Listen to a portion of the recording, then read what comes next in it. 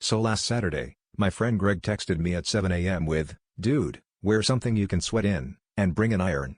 Now, Greg has a history of questionable plans. See, the time he tried to make homemade kimchi in a shoebox, but he also has a habit of providing pizza, so I agreed.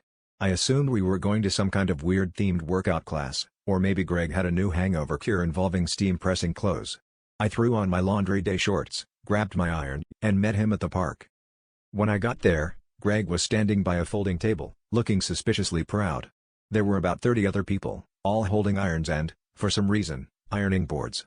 Before I could ask, a woman with a megaphone announced, "Welcome to the city's first extreme ironing challenge." I thought she was joking, but then she started handing out white dress shirts and a map of ironing checkpoints. Apparently, we'd be running a 5K, but stopping every half mile to iron a shirt, all while being judged for speed, style, and crease precision. Greg grinned and said, "I thought it'd be a great bonding experience."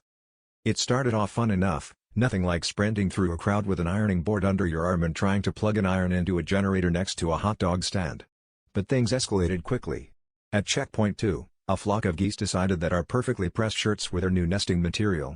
I spent 5 minutes negotiating with an angry goose who was determined to rip the sleeve off my shirt, while Greg tried to distract the others by flapping his own shirt like a matador.